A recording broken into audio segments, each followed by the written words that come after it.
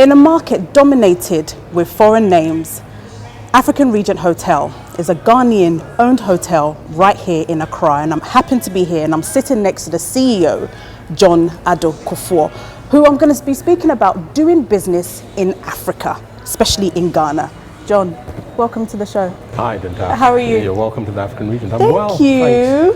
Thanks. I love the African feel of the African Regent Hotel. Was it deliberate?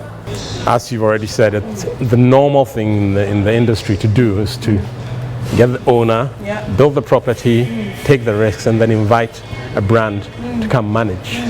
But having been away so long and having worked in industry for so long, I just thought, why would you call a foreign brand to come manage an African entity? I would rather try do it myself. And at the time, I looked around and there wasn't anything that very obviously identified with Africa or Africanness, or that was Afrocentric. And we decided to go that way. We just decided to use African motifs. Okay. So how did you come up with the name though? What kind of inspired you for the name? I think the first thing was the idea, the vision of having something African. African-owned, African-run, African finance. To prove that it could be done. And then out of that came the African Regent, because everything of it was African. And we were just thinking Regent because the Regent takes care of whether it's a stool, a skin, a history. So we are a repository of the Africanness. That's how we came by the name. Wow. So how are you able to maintain the same quality and even just be able to maintain your business as an African? They are standards. They are not African standards or Ghanaian standards. They are world-class standards. And if you're going to be doing business here, you've got to aim for those standards. So we don't cut corners, and we believe that we operate on that standard. We aim at operating, whether it's in the IT side of the business or the marketing or the operations, we maintain the standards that our international guests would require. So somebody coming from Beijing should come here and feel that they'll get the same service at any international brand. That's the first thing. The second thing is that we are thinking long term. So we are in it for the duration. So we don't cut corners. We reinvest what we have. Clearly, having a brand that is not as well known means that we have to even punch above our weight. So there are many times that we come in with firsts, the first to do or to introduce something in the market, and then we find that the competition tries to follow. And it's a combination of these things. But we are a unique product. Even after 10 years, 11 years in operation, you won't find the sort of motif that we have. People are trying to talk to it, but we built it. You know, it's in our DNA, so we're completely different. And like I'm saying, we combine that with all the world-class standards that we can find. We train very well. We're careful with our recruitment, and we, as much as possible, try to keep up with our investments in the business. So that's what's brought us this far. Do you think that it is good to allow a lot of foreign businesses into Africa? Well, it's not an option. You know, we keep hearing about the global village. It's not an option. So you can't say, for instance, that you're not going to allow Coca-Cola into your market. You can try and do Afro-Cola or a version, but it's up to you to come with something that is authentic, something that the customers will identify with, and something that they'll buy into. And that is a challenge, but it's a worthwhile challenge, because the foreign brands are here. They're here to stay. We need them. It's good to have. Every city has grand hotels. So if you go to any of the world-class cities, you'll probably find a very good Four Seasons, or probably the best Hilton, or whatever it is. So we need that. But we also need to provide an alternative, something that tells a little bit about us. Because what people come here for is not just to be in the known brand, but they also want to hear a little bit of our own story, and we ought to portray and give a sense of who we are with pride. And that's what we're trying to do. So what are some of the stuff, this type of different services that you offer here than probably a Holiday Inn? Well, the services are primarily the same. Okay. The motif, the design is different. Okay. The feel is different. And we try and give a little bit more of the Africanness in the food, for instance.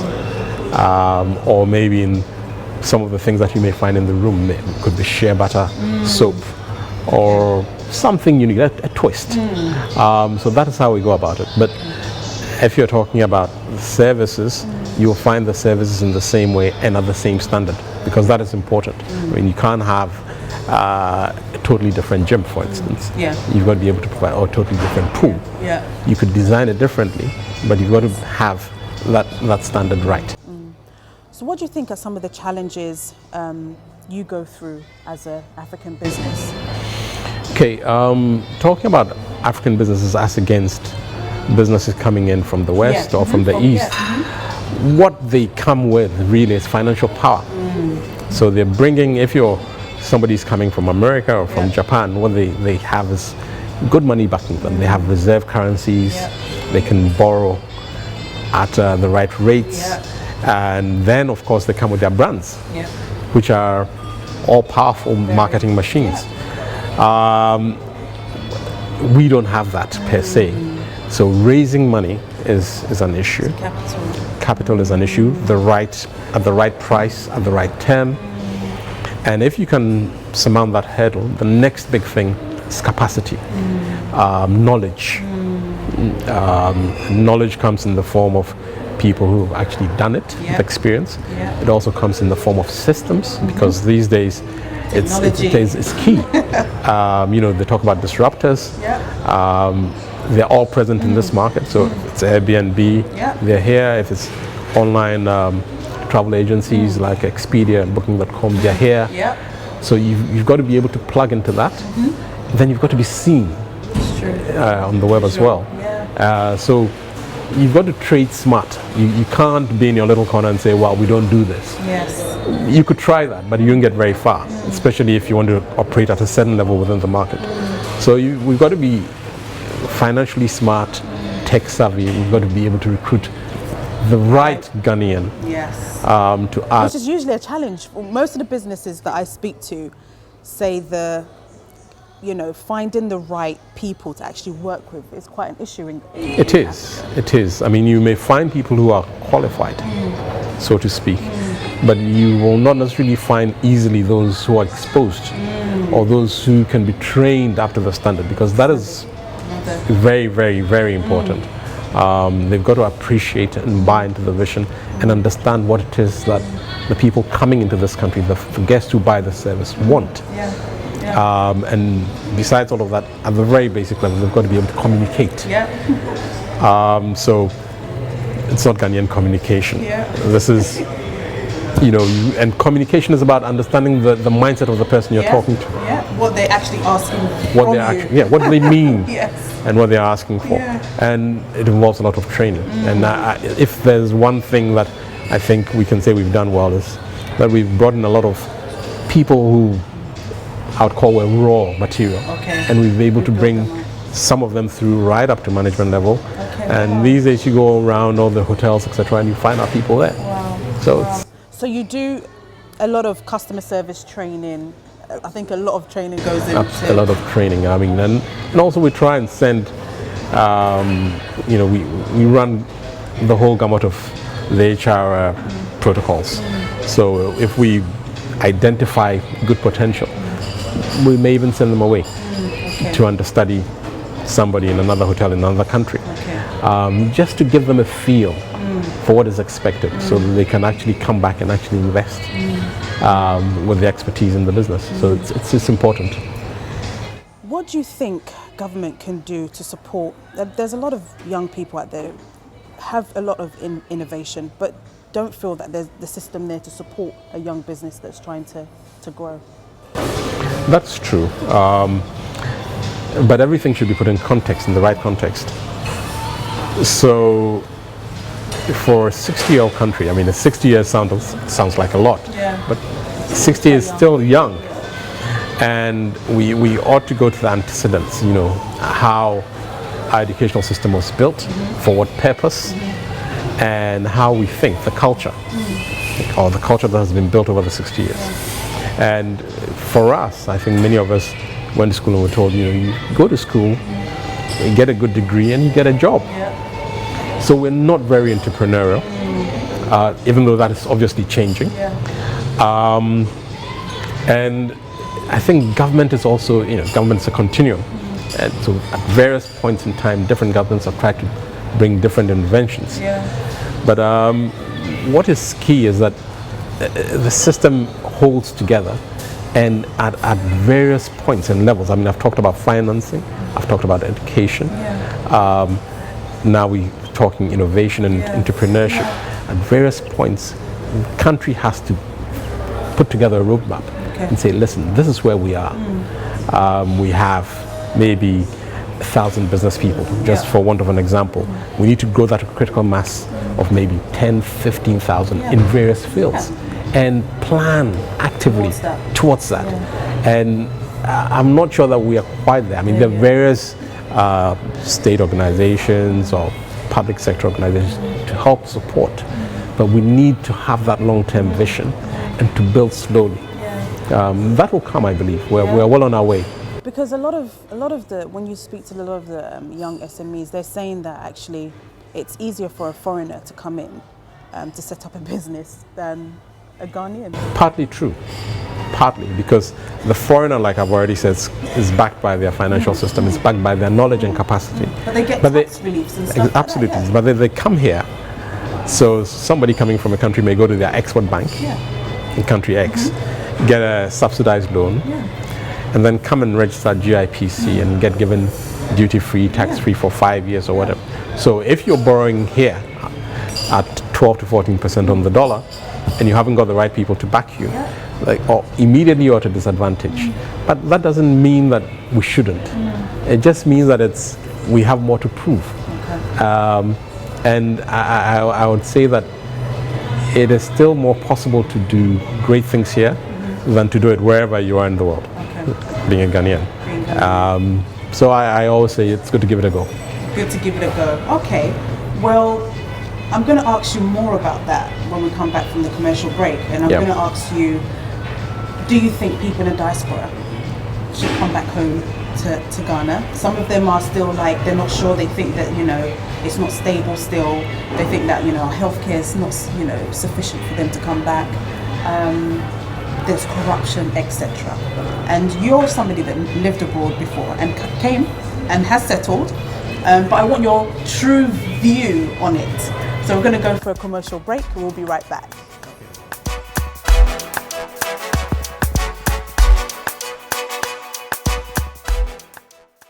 Imperial Homes Ghana and Great Britain has carved a niche for itself within the real estate industry as the premier provider of luxury homes in Ghana and England, with a mission to provide safe, good value, modern housing and personalized estate management services to its clients and customers. All our homes meet the Lifetime Home Standard, as well as the highest standards of engineering excellence, safety, environmental sustainability, and cost efficiency. Imperial Homes, a signature of luxury. Guba Card welcomes you to the land of gold, Ghana. The Guba Card is a unique loyalty card which gives you the opportunity to enjoy discounts of up to 40% on goods and services. You enjoy discounts of the best of hotels, amazing restaurants, beauty lounges, spas, health centers, fashion houses and shopping centers in Ghana. The Guba Card can also be used as a prepaid Visa card with Access Bank, our partners, offering you conveniences on all payment platforms. Applications is safe, secure and valuable. Call us or WhatsApp us on 0245 156 705. Visit www.gubadiaspora.com. Guba Card, the best discount card in With over Ghana. 1.2 billion people, Africa is a large continent with a rapid economic growth, full of investment and business opportunities. It hosts numerous opportunities for entrepreneurs, businesses, and individuals. As Africa marches towards a better economic future, how do you become part of it? Who can you safely speak to? Where do you start? Think no further. Odana connects. We have identified the challenges people face in getting the right people and discovering the right opportunities in Africa. Odana Connects will be the platform where people and businesses seeking opportunities in Africa meet and connect like never before. Odana Connect. Join our waitlist for early access this summer at www.odanaconnect.com.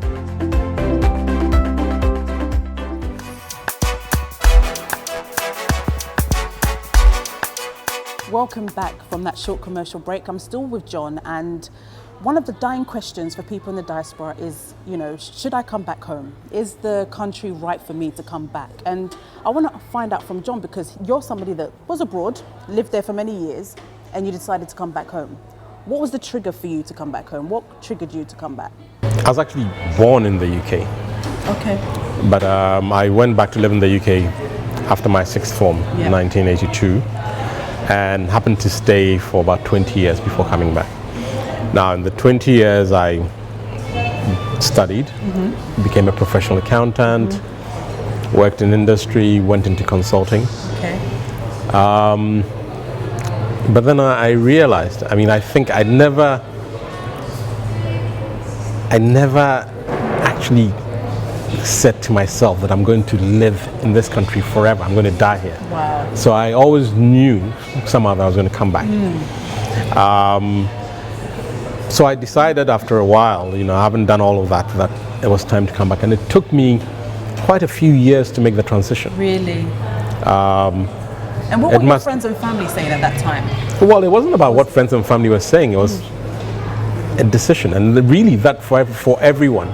You have to take a step, and it's not just a physical step, it's a mental step. You have to change your mind and decide that you're going to come back. So it took years of planning. It used to be that I visit maybe once every other year, brought it up to once a year, then twice a year. Okay. So gradually you're getting acclimatized.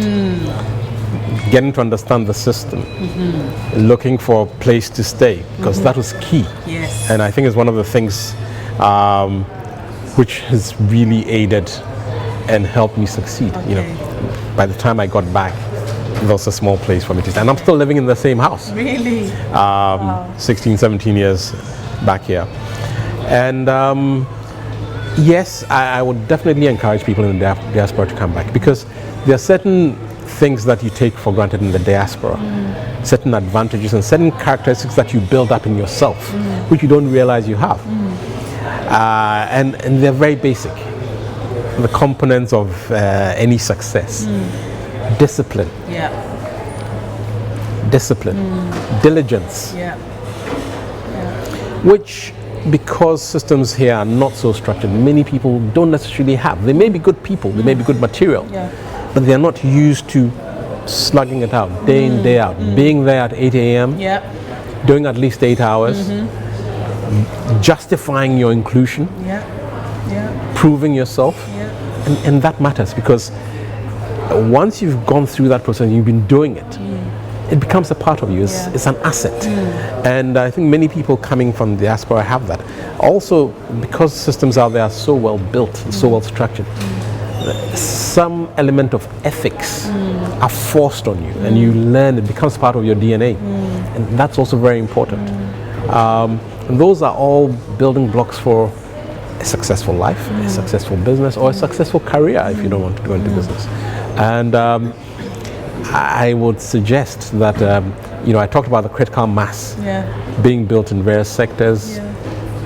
I really do believe that those in the diaspora are the people who are going to help us attain that critical mass quickly. And I would say that people, whether they're in academia, business, the professions, are better off here, because they would come here, they'll progress more quickly, they'll be given more responsibility, they will self-actualize more quickly, and will be able to go back there and be probably at levels that they would not attain if they were still wherever else in the world. Yeah. I mean, we say that, you know, like you said, there's systems in place in the UK or abroad.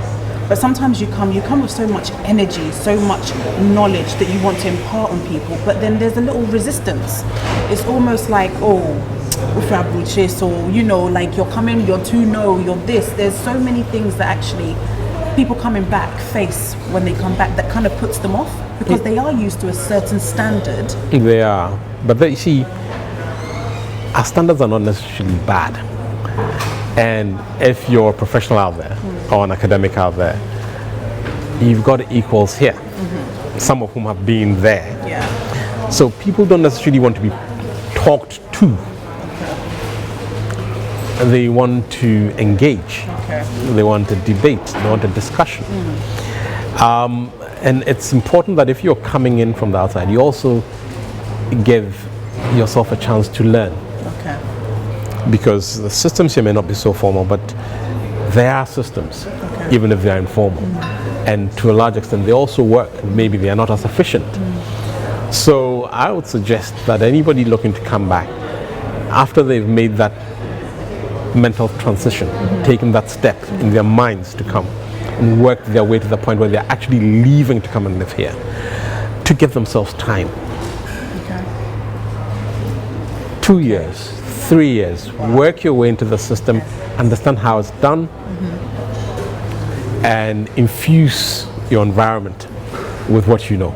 And you know, people do accept and recognize quality, and they will give you a chance. Okay. Yeah. Do you believe in this notion that Ghanaians are laid back? Do you think that we are just too laid back? We're not in a rush. We are happy where we are. Whereas somebody in the UK is in a hurry, like they want things done. You know, I remember I was working here one time for about a year, and it rained, and everybody, I got in the same time that I usually get in, 9 o'clock, and everybody came in about 12. And fine, I know the roads are bad sometimes when it's rained, but in the UK it's snowing, and I'm still at work at the same time. What is it about our mindset? I'll put it down to culture. Okay. Yeah. So in the UK, the culture is come what may, rain, sunshine, snow, you're there, and you're going to slug it out. Here, the culture is give it a little bit of time, it'll work out. It's a different culture. It's not an efficient culture. But then, if you remember, just a minute or two ago, I said you come with certain advantages if you're coming from the diaspora. So if everybody is laid back, and if everybody is doing 3-day weeks, and you're doing 5, and you're delivering to your customer or your customer group on time, within cost, and with a different approach, who's going to take the business? Of course you are. So there are advantages, there are puts and there are takes, and it's part of this settling in that I'm talking about. I'm not saying anybody coming in should generally adopt the Ghanaian culture, because really, if you're going to sort of be operating at the international level, and if you're going to be doing world-class stuff, you've got to be able to operate that world-class standard. And that is where the diaspora comes in. You know, because you've experienced something different, you've seen something different, you're willing to adopt new technologies, you're willing to move with the times. Whereas your counterparts here might sort of follow. You are abreast, maybe even ahead. Yeah. So then, Okay. you're at advantage. I take that note, and then also when you think about it, we have a lot of foreign people that come into Ghana that make it very, very big and are making a lot of money. Absolutely. Why do you think it's so hard to convince a Ghanaian in the diaspora to come back home, whereas a foreigner who has lived in the UK, born in the UK, studied in the UK, and decided to come to Ghana, set up a business, and is mega successful, doesn't need that much convincing, but as a Ghanaian or as an African, it's hard to convince us to come back? Well, people, you know, may have left in times when things might not have been so good, and therefore are scarred by their experiences or their parents' experiences or whatever it is. So we Ghanaians may be a little, should I say, oppressed internally. You know, this is our own oppression. There's no one oppressing us, it's us.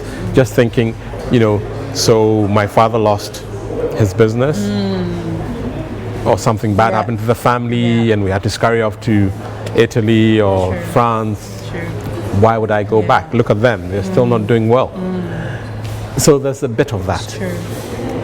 What makes the foreigners come in here is that they come here and they see opportunity. They can see that if in Europe somewhere you'd be making a 10 pence margin, They see here you're probably doing 10 euro. And they can feel it. And they have the advantages of being able to access the funding. They have the advantage of gaining the capacity or bringing the capacity in. So for them, it's clear. It's a clear win. What people in the diaspora should be looking to do is gain access to the same advantages that we're talking about and bring those advantages here. So they should see themselves mirroring what those foreigners are doing here.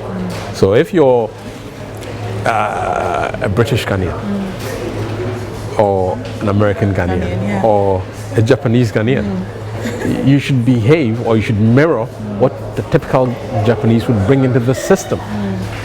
And you should be looking to take the same advantages. I mean, if you're coming in from the outside and you've set up a small company there and you want to bring that here, then you should be looking to raise funds there. You should be looking to register with GIPC. You should be looking to bring in partners. And you really, the sky should be your limit. So we should see what they see and take that advantage for ourselves. It's true. But then, saying that, John, you'd find that actually when a Ghanaian wants to do business in Ghana, so if there's a Ghanaian that wants to do business and there's a white person that wants to do business, they'll probably choose the white person. And this is some of the frustration, that some of the people in the diaspora is like, we come here, we want to do business, but you actually give it to the Bruni or the Indian or whatever. And so why should I come back to Ghana? But why not? I mean, we're here, we've been in business all this time, and we experience some of these things that you talk about. But the more reason why the Ghanaian should I say, just punch above their weight. Forget that. Forget the naysayers. I mean, many people told me well before we even opened the door to our first customer that we wouldn't do it. We couldn't do it. You know, we couldn't envision something special. We didn't have the capacity. We were too young. We couldn't raise the funds. This, that, the other. You know, I heard somebody say on radio, let him prove himself. So we have to do that. But in the same way, if you're out in Europe, America, Japan, wherever it is you are, you're still going to have to prove yourself. So it's the way the world is structured. Nobody's going to give you anything on a platter. But the fact of the matter is that there are advantages here for you. You know, you'll be more respected, you're amongst your own, your kids will grow up with a different mindset or a different perspective on life. And you know, they may be dual nationals, you know, they have advantages there too. So we should look at the positives. But what you're saying is absolutely true. But as I said, the system that we have here was set up for a purpose. It was set up to feed a colonial system. So we were here to train administrators, to work in the public service, to make sure that things worked out smoothly for empire. So we should now change what was set up to our advantage, and I believe that is what the task is all about. We're not going to complete that task in our lifetimes, but we're supposed to contribute to it so that our kids will be better off. And it's a long-term project. You're not going to come back, well, it's possible, but it's unlikely that you're going to come back and within 5 years become a multi-millionaire. And you know, that's not what it's about. It's a long-term thing. You're supposed to self-actualize. You're supposed to, at the end of your days, when you're retiring, feel that you've left something which someone, anyone, could be family, could be a mentor, can build on, can pick up and run with. And if you've built something that is long-lasting, then someone can stand on your shoulders. And they might see the promised land whilst you didn't. And I think that is the mindset. In the same way, when we all go out of the country to work, we don't think that we're going to sort of flip the coin and make it overnight. We slowly build. We slowly build. You buy a house, take 25 years to pay for it. So use that mentality. You know, True. and all that training and exposure that you've gained out there, the understanding of wealth, which many Ghanaians don't even don't even talk about. It's true. People talk about cash here. So all of those things, the little things that you've learned there, come into their own here, and I think that is what we should all be looking to do. Do you think that we're sometimes our own worst enemy? To a large extent, yes. So you talked about Ghanaians not giving Ghanaians a chance because they think some white man is going to do it better. It's not necessarily true. I mean, we've all sat in school or worked with whites. They're very much like us. You know, they have their strengths. They have their weaknesses. They have their weaknesses. Just like us. And what they've done over time is they've built institutions, structures, processes, procedures, which help them. Which they follow. And they abide by exactly. So a lot of the problems we have here, because we believe that we can do something slightly different, we can get something fast. Cut corners. It doesn't ultimately, it doesn't happen. Kamakropa. So just follow the procedure. Just follow the procedure. And begin to work your butt off. And you'll get, yes, some will fail, some will go, but generally speaking, we'll all come through. Well, I hope you've enjoyed the show with John. It's been very inspiring. I think his last words, just to sum it up, is that you can make it here. You can make it in Africa. Yes, there will be challenges. Nothing is smooth anywhere. But with dedication, time, you'll grow and you'll get into it. And you will be successful if you put the hard work into it. Absolutely. So I will see you same time, same place next week. Stay blessed. Imperial Homes Ghana and Great Britain has carved a niche for itself within the real estate industry as the premier provider of luxury homes in Ghana and England, with a mission to provide safe, good value, modern housing and personalized estate management services to its clients and customers. All our homes meet the Lifetime Homes standard, as well as the highest standards of engineering excellence, safety, environmental sustainability, and cost efficiency. Imperial Homes, a signature of luxury.